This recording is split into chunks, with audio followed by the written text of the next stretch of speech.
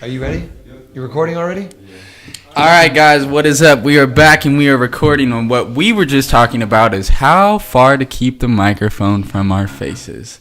That shit can be a trick sometimes, and going along with the statement of tricks, we got our dear friend Sebastian here with Space Program Skateboards, and there seems to be a lot of tricks popping off on your team lately.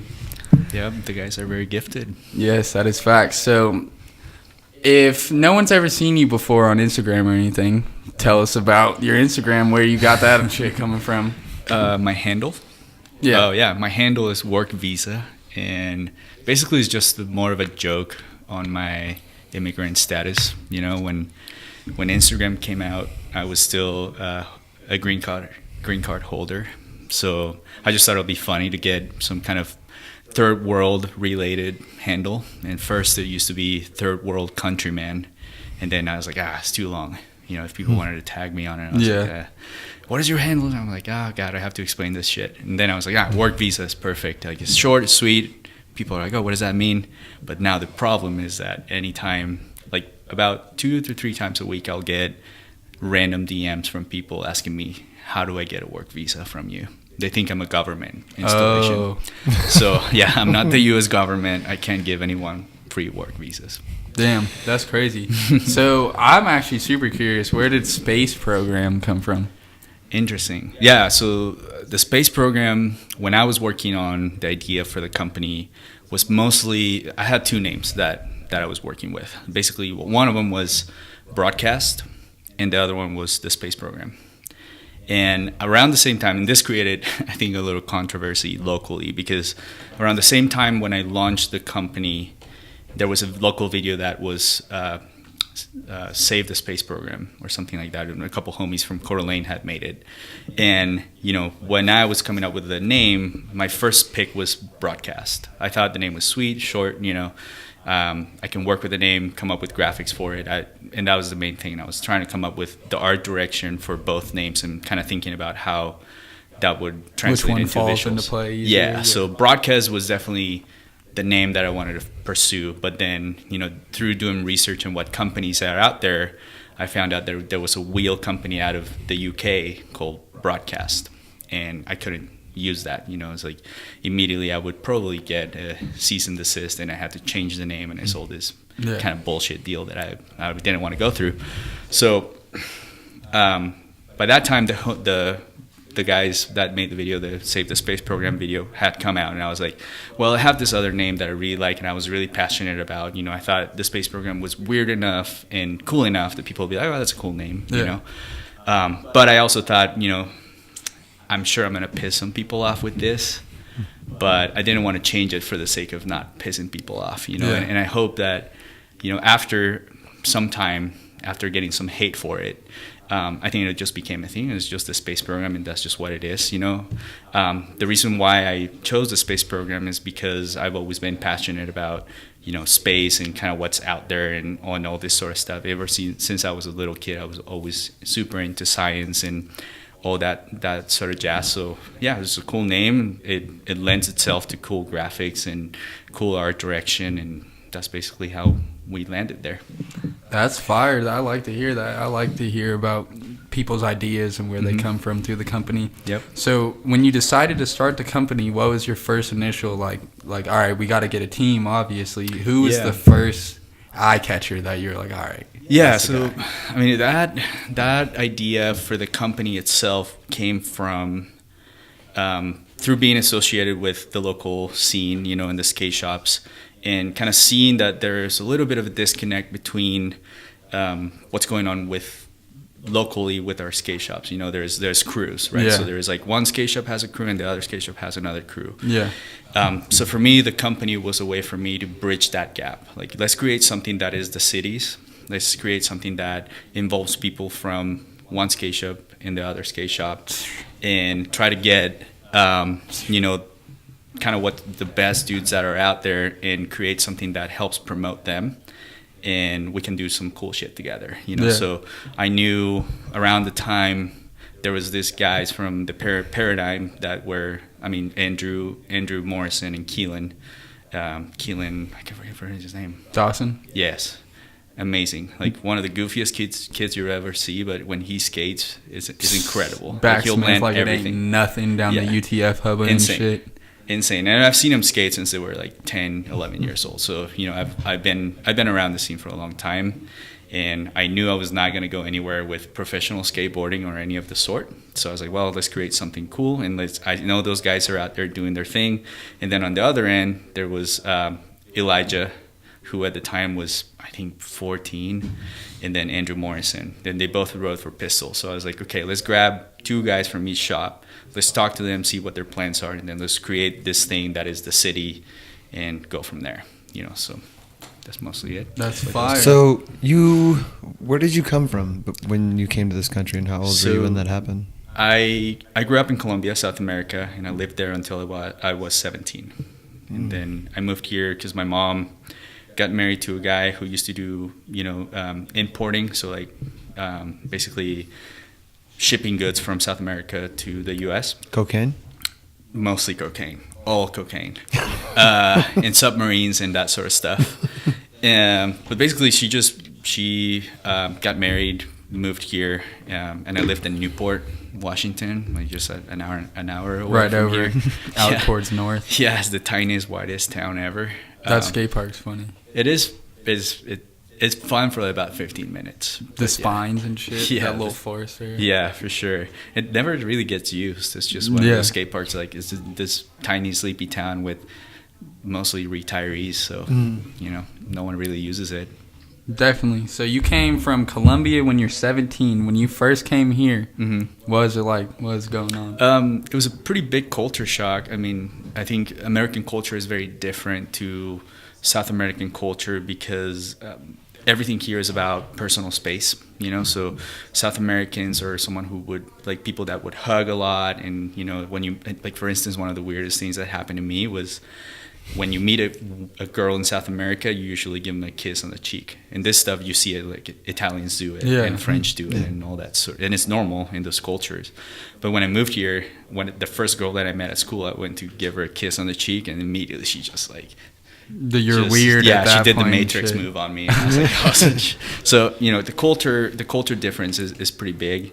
Yeah, that was mostly it. And, you know, just language barrier, and, you know, what's funny to a South American might not be funny to an American person. Yeah, I'll the notice weather, that. Like, the I have a weather is Bosnian homie who, like, sometimes he'll be telling me things like it's the funniest thing in the world, but he speaks Bosnian all the time. So when he's trying to give it to me in English, it's like certain words and shit aren't the words that I would understand right off the bat and shit. And then I'll catch it and I'll be like, oh, I see what you're saying. It took me a long time to learn to tame my accent. Yeah. It comes out when I'm really drunk, though. Yeah. Like, I'll just forget. I never realized you had an accent until you said government, actually, just a little bit ago. And I was like, he does have an accent. Oh, foreigner. Yeah. Yep. You know, that's how you catch them. Yeah. I mean, the biggest thing I think is the seasons, you know, and snow and shit. The snow. Did you come to Spokane off the bat? Yeah, right away. Yeah. And that was I bet you that's crazy, bro. Yeah, because where I'm from is, like, imagine San Francisco. You know, same weather. Yeah. Like, it stays in the 70s. It gets cold at night and foggy. But you come here cold as fuck. Yeah. Same with the people, cold as fuck. Yeah. It's just different, you know. It's just like when you go to Mexico and then everyone's, like, super welcoming, and you're like, what the fuck is this? It's so crazy. Why are people so nice? You know, it's different culture. And bro, I love cultures like that. I love seeing people that are connected as one and being a unit. Yep. I think that's super dope. Yeah. And then the biggest thing in skateboarding here is that street skating is a lot harder. Just because of, you know, weather on spots and shit. Weather, the spots, and then, you know, there's more people not wanting you to skate their stuff because it's private property, you know, whereas in South America, people actually like to watch you skate. So if you're skating in a spot, like, usually the security guard will come out and be like, well, you guys have to live in 15 minutes, but I'll just stand here and watch you guys skate. And then the people that are walking by are hyped on you. And when you land a trick, it's not just your homies. There's, like, all these other random people that were probably walking to the movie, like, oh, shit, people skating. And then I honestly, like, I guess it makes sense where, like, the derogatory stigma comes with skateboarders, like Dogtown back in the day, surfer, I don't give a fuck mentality and shit. Sure. But it's I'm interested in what it's like somewhere else? Like, how did you come on to skateboarding? Was there like pros in your area? No. Skate videos in your area? There You see some was. skate? I mean, I think skateboarding is, no matter where you go, is heavily well, not so much these days, because skateboarding has really changed, in the last few years as far as influential, like what influences skateboarding. Back when I started when I was 16, so I was way old when I started skating, and around that time there was like the flip videos, and S was massive, and Alien Workshop, Habitat, all those brands.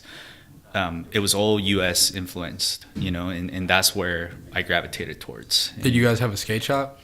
We did, yeah, but everything was just super expensive, and there were local brands, there were local pros, but I mean, when you grow up around a U.S. based culture like skateboarding is, and you see all these pros in these videos, like the America video had come out. Yeah. This is skateboarding, and that was just huge, You kind of don't care about. At least I didn't care about the local pros. I was like, shit, I want to go watch skate and do rentals. I want to meet that guy someday. Yeah. So that was mostly it. And the thing with growing up in a different country is that you pay more money for American goods. So a board that is usually $50-$60 here, it's probably $90, like in any other country's money, because you have to import it and then sell it, and it costs a lot more money to make that stuff. What were you skating back then? I was skating Circa shoes, so that was like the Apple Yards, and that my dad at the time paid 3 times what they were worth here in the U.S. And then I was skating my first true board was a Planet Earth board. Do you know what Planet Earth? Yeah, was? I've heard the name. So Planet Earth was around for a few years, and it was this. I think it was Chris Miller's brand. And then after that, I skated mostly Habitat, because I just really liked their graphics. And yeah, I have a Habitat right now, actually. Nice. Yeah, they're killing it. I mean, they've been killing it forever. I only ever had one Habitat before, and I snapped that shit, but this one held up like an ox, bro. Like, it's been through it. Yeah, Habitat and Alien Boards is what mostly inspired me to want to do graphics. That's fire. Mm-hmm. That's hella fire. So back on the graphics and the board company and everything like that. When you first started it, how long ago was that? The company started in 2015. Okay. Mm-hmm. So about 3-4 years deep. Yeah. 2.5 years, I think. It was in the summer when we started. How long did you plot it out and shit before? So it was interesting because I've been thinking about it for about a year, and it was around the time when I had gotten, in my current job, I had gotten a promotion. So I was like, okay, I have this little chunk of money that I want to invest in something. And it's either, I want to do something with skateboarding. That could either be a skate shop or a store, or a skateboard company or some sort of company. But I thought that creating a skate shop would be a problem, because basically we have, in a city like Spokane, there's already the crews and shit going on. Yeah, there is 2 what you would call core shops. We have Paradigm and Pistol, and then we have all these, we have Azumi's, and then all these other random stores that also exist in the city that not necessarily are skate shops, but sell skateboard goods. Mm-hmm. And I thought, well, do I want to go and compete against my friend's skate shop, or I would rather create something else that it influences skateboarding and also can help your friends skate shop and shit. Yeah, so that's beautiful. Yeah, I mean, I think is a benefit of going that route is not stepping on anyone's toes, but also just injecting a little bit of something different to the culture that I thought was missing. So in owning a board company, right, I imagine you get a ton of sponsor me tapes and everything like that. And obviously, this being a skateboard podcast, right now at this moment with having you here, what would be the biggest piece of advice? And you seeing these sponsor tapes and these guys wanting to get sponsor tapes, what would be the biggest thing that you could tell them, saying, hey, giving the word of advice to some of these kids out there that are sending you the stuff? Yeah, I think the biggest thing with, and I deal with like everything, like everyone's trying to get free shit all the time, right? So people are gonna just throw Hail Marys at you, and every skateboard company, like I wake up to about 4 to 5 DMs every day from random kids. And I think the main thing that speaks to me is, one, they care about, they think what we're doing is cool, and that's awesome. If someone is got enough to is willing to reach out and say, hey, I like what you're doing. Can you send me free shit? I mean, number one, that's not the way you should go about it. But at least it shows that someone is hyped on what you're doing. So that's awesome. And I always try to reach back and be appreciative of it, And then the people that want to be involved, what I try to tell them is, hey, look, I can't send you any free stuff. But the only way that I can keep my company going is if you truly like what we're doing, then support it, And if you're down, I can send you a free shipping coupon code, or I can give you, 10%, 20% off, and I will try my best to make that board get to you, but I can't give it to you for free. Now it's just like the hype over behind brands, right? Like Supreme or any skateboard, like Nike, right? Yeah. Like they're doing cool stuff, and that's the reason why people, or their stuff performs well for the sport, and that's why people buy their stuff, right? So I hope that the people that buy your stuff, they buy it because they like it first, and then those people like Elijah and the guys that are on the team, they finally ended up on the team because they were supporters of it first, and then they came around the other guys that were on the team and were like, okay, this guy is a good fit, he's ripping, let's take him on a trip, let's see how he skates, how he meshes with the group, and if that works well, awesome, you're on the team, But I can't put everyone on the team either. The team right now is, we have Andrew Moore, Nady, Austin, Elijah, and Jordan.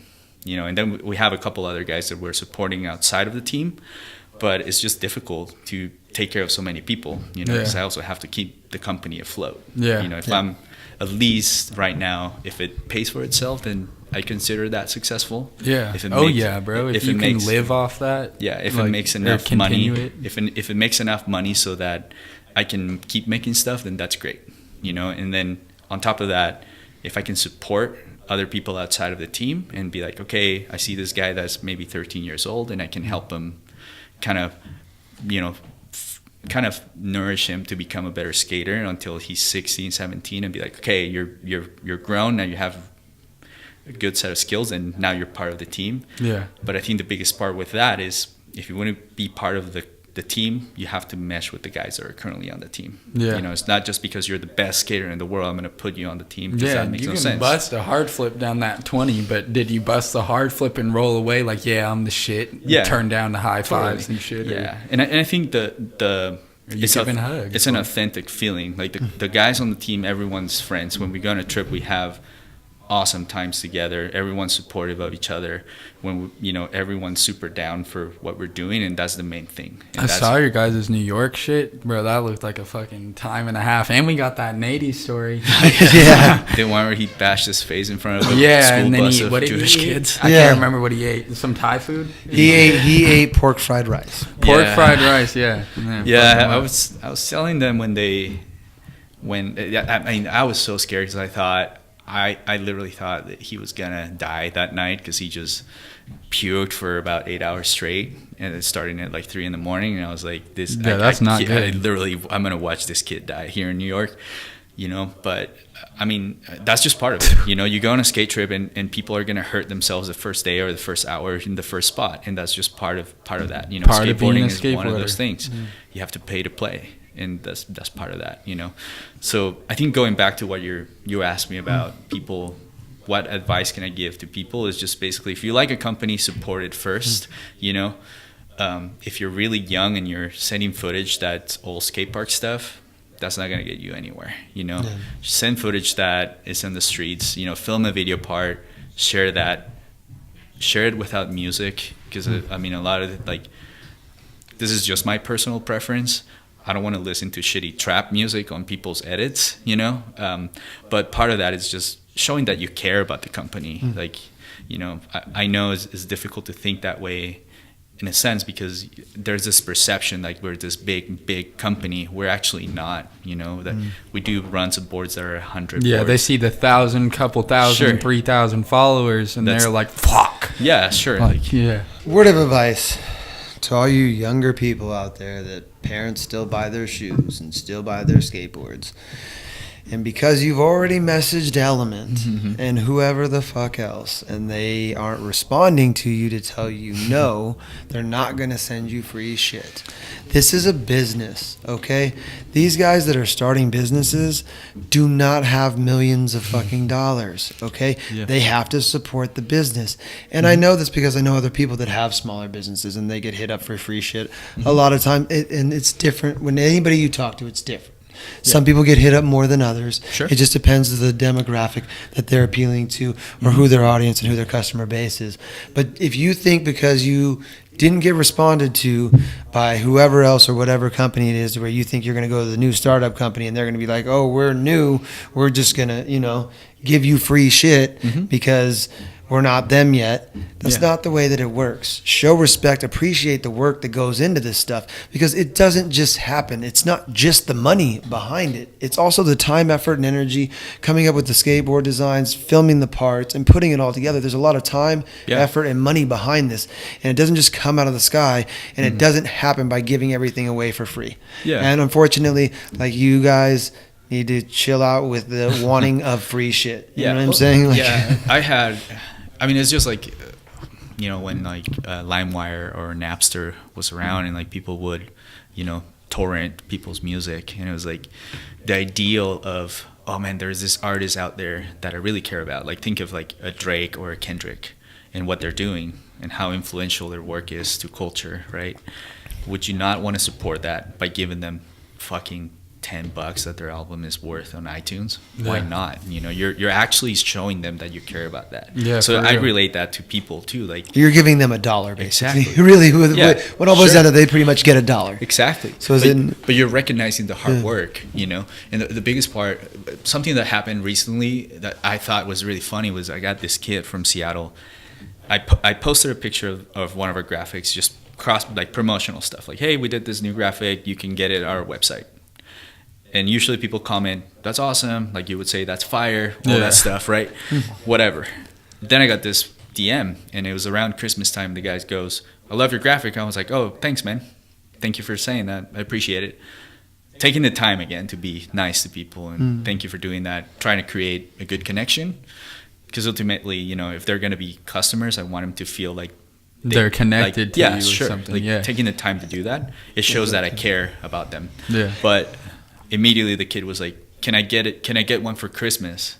And I was like, yeah, you can get one for $45.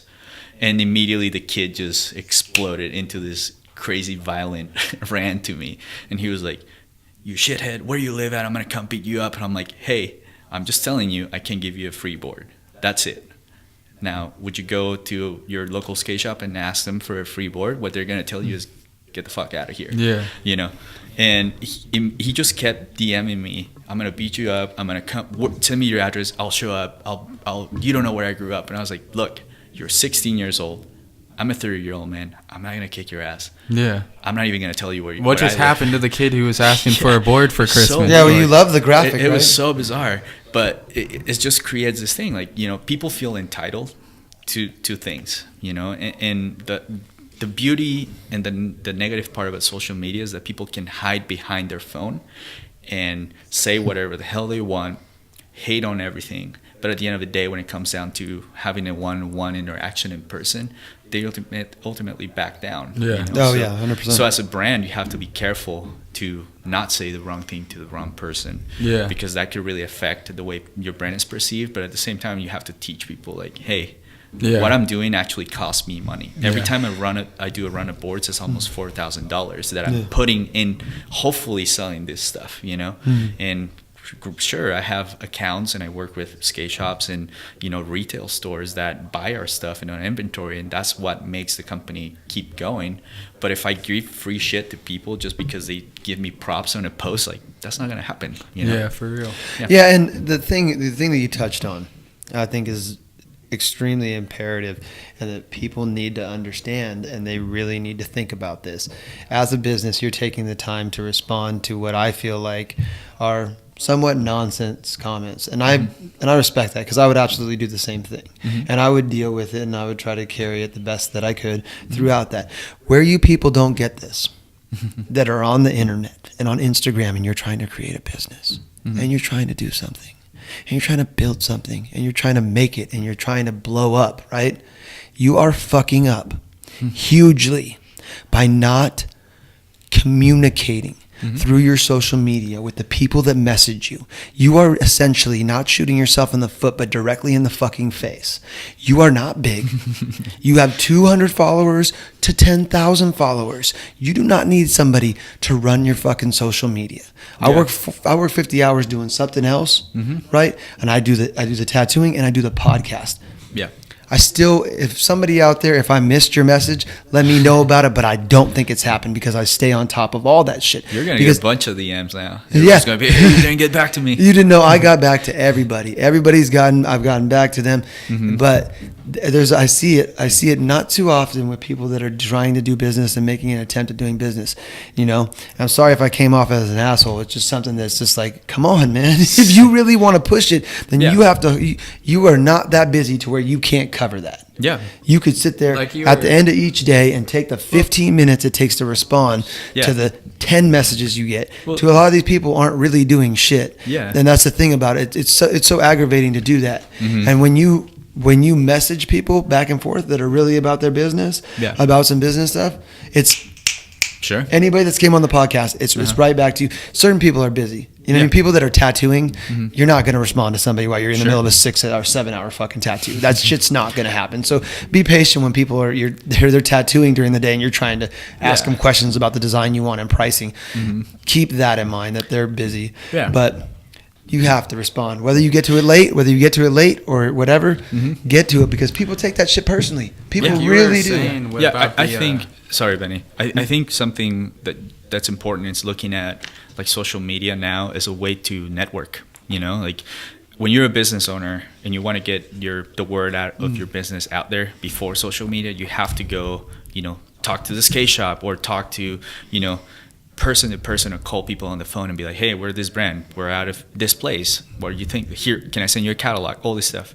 Now with social media is like that. You basically, like, anyone that comes across a hashtag and your picture pops up, it's that quick. You know, so to me, if someone's showing interest, at least say, hey, thank you. You know, I can't help you any more than this, but thank you for doing that. And hopefully in the future, I had people that are like, hey, I love that board, I don't have money for it. And that's all they say on their DMs. I'm like, hey, man, I appreciate it. You know, here is a coupon for 25% off. Next time you get paid, if you want to buy our boards, I got you. Here's this coupon. You know, so all I'm trying to do is, I really care about skateboarding, and I care about, you know, skateboarders in general. And if I can do anything to help them get a board, you know, and if they like the stuff that I'm doing, then that's awesome. That's flattering to think that people beyond my friends and family are willing to buy my stuff. You know, that's awesome to see someone that I don't know with a board that I made. And that's super cool to see that. You know, it's like the first time I saw that happen, it was one of the guys that used to ride for us, Trevor, and he's in Seattle now, and he sent me a picture of a guy riding a space program board. And I was like, he's like, hey, did you know this guy? I was like, no, I don't know him. But that was the first time I ever saw someone that I didn't know riding one of us. No connection. And it just immediately made me so happy inside to be like, oh, holy shit, people see the value in this. Yeah. You know? So I mean, you guys got a super cool, like, creative direction and shit. I like it a lot, honestly. Thanks, man. Like, seeing that shit, it's dope. Thank you. But you were just saying, like, how like, there's levels to things and shit. Like, I feel like oftentimes these kids, like how we just explained it and shit, they don't understand the levels that actually do go behind the process of making these things happen. Because me being young myself, like, coming into this podcast situation shit, I don't even know how to talk to people comfortably yet. Like, I can, but I fucking can. I don't know how to just be my fucking self and do shit like that. You're doing great, Benny. Thanks, man. Much love. But through things like that, like, I fucking say the wrong thing on accident, not even knowing I'm saying the wrong thing, which, like, experiencing more and more through the situation, I'll be like, oh, I see what's happening, going on. Like you got to promote the shit out of things and shit. Yeah, I mean, especially when you're spending money. With the space program, you know, I try to post at least once a day, some kind of content. So that's either, you know, if we go on trips and I have raw footage of the edits we do, I'll post that. So it's one of the guys, and I try to go through a rotation. So, you know, I did this guy yesterday. So next time I post a video of skateboarding, it'll be someone else on the team. So I'm shining light on everyone equally. And then in between that, I try to do promotional stuff. So it's either like ads that I made that is like photographs that one of the people that collaborate with us do, and then I'll lay out some kind of graphics over it, or I'll do like product stuff. So I try to be active on it at least once a day, and that's just posting. But it's so weird how much social media is absorbing our lives now. Yeah. But it's a necessary evil, right? Yeah. So if I post something and I put it under, I used to get heat from people because I put hashtags on our posts, and it'll be like all kinds of hashtags, right? Like skateboarding. If you know Instagram's algorithm, bro, that's how you have to do it. Like I would put like about 20 hashtags on our posts, and it sucks to have to speak this way, but that's the way you get your shit discovered, right? Someone posts something under a hashtag, they're gonna look it up, and they're gonna look at all the pictures that are under that category, and hopefully when people look at skateboarding hashtag, our stuff pops up and like, oh, holy shit, look at this cool graphic. Yeah. And then it goes down and trickles down. Hopefully they like what we do, and then they buy our stuff, right? Yeah. So it comes down to that. Like, it's just a necessary evil. You have to be active on it. You have to like people's stuff too. Like as a company, when I go on Instagram and I go under a category like skateboarding or barracks or whatever, and I start liking people's posts, and I actually showing that I care about the tricks that they're doing or whatever, right? Immediately you get a follow back. Yeah, it's interesting, it's actually networking, and you're creating interest. Have you researched like Instagram's algorithm at all? In my day job, I work in advertising, so I have a little bit of knowledge about all that stuff. Like they'll do shit to where like if you post something and if it doesn't get it's like 25 likes in 25 minutes, they won't put it out to a more broad audience and shit, and they'll post it directly to your followers who like your shit the most and shit.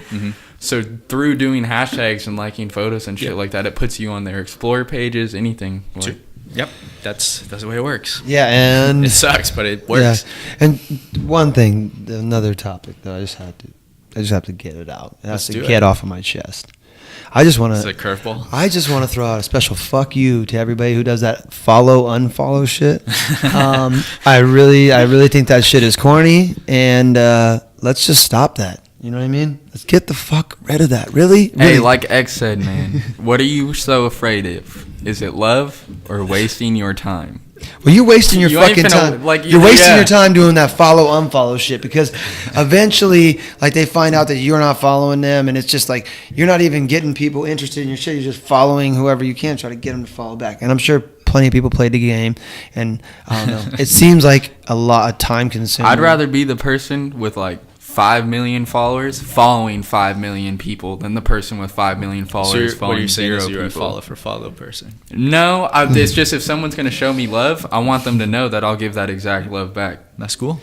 I mean, my shit's not set up like that. That's not for a personal reason. For some reason, if I think the shit's whack, I won't follow it. I mean, my personal profile is private. I don't. So I think that's where I cross the line. Like, I think with the company, it's necessary. You have to do it, or unless you're not relevant. If you're not out there putting out content, and I can't afford an ad on Thrasher yet. When I can, I'll be more than hyped to put an ad on Thrasher, and that'll be awesome. Because that's like being a legit skateboard company, is being able to have an ad on one of those magazines, and that'll be great. Until then, I have to rely on what I can do, and that's paying for Instagram ads or Facebook ads, and that's just the way it works, But my personal life, that's private and dear to me, and I keep that away from people. Yeah. See, I kind of I want to say I fucked up with it, but from being young and shit, like I just redid my Instagram when I was like, this is how I'm going to brand myself. So I just took my normal Instagram and changed it into my Instagram I have now. But noticing that, it like kind of set my Instagram to this level of like, this is the exposure you had for 3 years. Now you're getting exposed at that rate. And recently I just created a new page called Run Boy Incorporated. Shout out. Plug. But yeah, fucking through doing that, I decided I wanted to actually like try to market that one and take that one seriously. That's awesome. All right. I just got the cue that we got to get into these 2-minute questions. So the quick fire. Newk is going to. Okay, let's do it. Newk's going to get the timer ready. I'm the only one ready. You want to run it first, or you want me to run it first? I can run it first. Is this one of those pass or fail? Because I suck at it. Okay. So it's like if you get the highest amount of questions answered at the end of not a season, but after we do I think we said 50 episodes. Was it 50? Half a year. After at the end 6 months, we're gonna be like, all right, here's who got the most questions answered in the 2 minutes. How many did Nady get? We don't know. We haven't calculated any of this shit yet. Was it? I'm just trying to be better than that guy at one thing, even if it's just. He did well. He did well. I think Fruit Baked. If I had to pick who's Fruit Baked made it the farthest, I think. I think so, just off the top. Crazy. Okay. Cool. So, and J-Pat did very well with his answers because they were very from the heart. So he wasn't trying to win the competition. He's the coolest, sweetest dude ever. Literally a dope ass dude. But also, if we don't make him through all of them, we're just going to continue and ask you the rest Cool. of the questions. Let's do it. All right, you ready? I think so. Here we go. Mr. Miyagi or Master Splinter? Splinter all day. Favorite Ninja Turtle? Leonardo. No, Donatello. Favorite part in Baker 3? Reynolds. Favorite rapper? Kendrick. Biggest fear? Fear itself. Cheech or Chong? Chung. Swishers or backwoods? Backwards. Green or gold? Gold. Favorite skate trick? Kickflip. Tupac or Biggie? Tupac. Favorite movie not skateboard related? Ooh, shit. I love animated movies. Finding Dory. Favorite skate shoe? Oh, man, that's hard. I would say my favorite skate shoe all time is the Converse CTAs. Favorite color? Blue. Favorite skate filmer? Minor. Or Greg Hunt. Actually, Greg Hunt. Who's your role model? Ooh, my role model. That's difficult. I think my mom. She's just really tenacious and changing her lifestyle for me to have better life is awesome. Awesome. Cheetos or Doritos? Cheetos. Cats or dogs? Dogs. Are you a sore loser? I can be, for sure. It depends how passionate I am about it. Yeah. Do you have a nickname? I do. Seabass. Are you a good dancer, Seabass? I am a good dancer. I grew up in South America. I got the South American hips. Favorite video? Skate video? Yeah. Minefield. Biggest influence company-wise? Alien Workshop or Habitat. Favorite musical artist? Well, Kendrick, but I really like Tribe. Fire. Spokane. Favorite skater? There's too many. If I had to pick one right now, it would be Elijah. Hard. So, that concludes our 2 minutes, but now I'm going to continue with my questions because some of these are actually kind of funny. I think it's funny that you asked him about dancing because I have a question about fucking dancing, bro. Like we didn't look at our questions. It just happened, bro. Do you guys you guys gonna make me dance in front of you? No. Okay, thank God. I mean, shit. No, I don't. We forgot to ask you for the deck. You could dance on the table. I'm good with the shirt. You're gonna have to throw money at me if I dance. You got the one. Okay, cool. Let's do it. All right, beer to drink. I really like the sour beers. So 10 Barrel. Cucumber. Are those ones in the cans that are like a 6-pack with the top thing on top or they're whatever? white cans. And they got like raspberry and the green ones. Cucumber. Yeah, that shit. It tastes like Sour Patch Kids. It's insane. Those are good. I tried one of those. Favorite trick to pop? Ooh. I like backside flips. Fire. Yeah, especially when you catch, Brendan Turner. Brendan Turner. Flick forward. Yeah, when you catch it over, like a kung fu master. Yeah, good times. Bro. Brandon Turner's so. Do you see that Kareem Campbell? What was it? I think he did. Yeah, it was hard flip, but like front 180 thing over the hip. Catches it super late. Yeah, like super crazy. Kareem was awesome. How's life? Life's good, man. That is good. Plans for space program. Ooh, that you can tell us about. It's an open book. I think right now, after the guys got done filming for the Double Vision video, which was awesome, we were in the process of starting the space program video when the decision was made to start that video as well. So I told them, hey, focus on this thing, because I think putting too much stress on them to make 2 videos at once would be too much. Yeah. So after our New York trip, we came back and, okay, let's start working on an actual space program video. Because I think it's time, after being around for 2 years, it makes sense. The guys have gotten really good. There's the right people are involved with it. We have 2 really awesome videographers that work with us. So we have Justin, Marco, and Mike Miller. Mike is the one that worked on the New York edit, and he's awesome, really good at what he does. So it made sense just to start working on a video. Then the pistol video came along, and I was like, no, let's not do that. Let's wait until that's done, and then let's let's start planning on, doing trips. Yeah. So I can't really tell you when the video is going to come out, but my hope is that we can do it this year. But we have a bunch of trips planned for that. So there's a space program video. Plan? Yeah, so we have a couple plans. We want to go back east to a couple cities.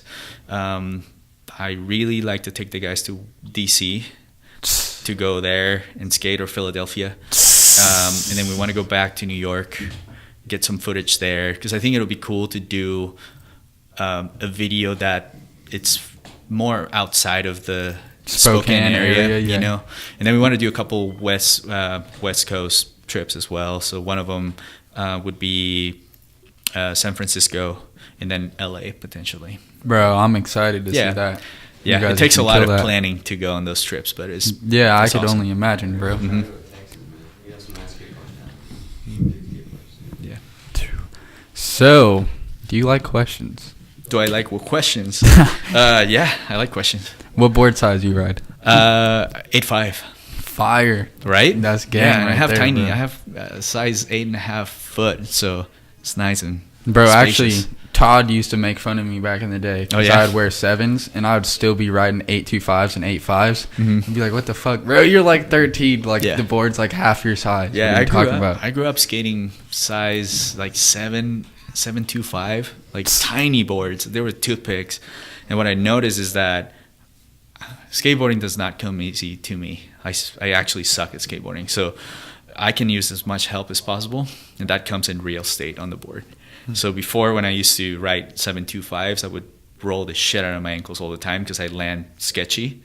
So I just upgraded to, now normal skateboard size, like popular skateboard size is 8.25. Yeah. That's the smallest size that people are actually skating. Back in like 90s though, like bro, like all that shit, 6, just 7, 5, 7s, yeah, easy. literally like crazy shit. P-Rod rode 7s for the longest fucking time. Tiny boards and big ass pants. Yeah, the bigger the pants, and now the it's smaller coming the board. back. That's the thing now. Everyone looks like they're from the 90s. It's weird. Yeah, for real. History does repeat itself, man. It is bizarre. You fuck with rock or rap?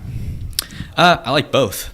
That's fire. If you had to choose between the two, let's say you're deserted on an island, you got a mini ramp, a space program deck for life, and you got one fucking genre to listen to. I'm just really, really interested in hearing how the ramp and the deck get to the island.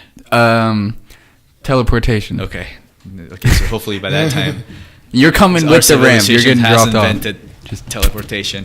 I would say rock, but let's just go with rock. All right, bet. Yeah. All right, just got the signal that we got to wrap it up. We've reached our right. time. So, you want to let them know, Sebastian, where they can find you and where they can find Space Program? Yeah, so we have a website, the Spaceprogramboardco.com. You can find us through Instagram. Everything is hooked up through there. You hit that little button, contact button. You can send us an email. The website is on there as well. And then my personal one is at Work Visa on Instagram. Hell yeah. Yep. There you go. Where can they find you? You can find me under Bennay16. That's on all platforms, or follow the new page, Runboy_Incorporated. You can find me at Visual Statements Tattoo on IG. That's the best way to get a hold of me. If you want to get tattooed, or if you have an interest in being in the podcast, we're interested in having you. Everybody, we encourage that you have a great rest of your week, and don't get arrested. Don't get arrested. That's bad.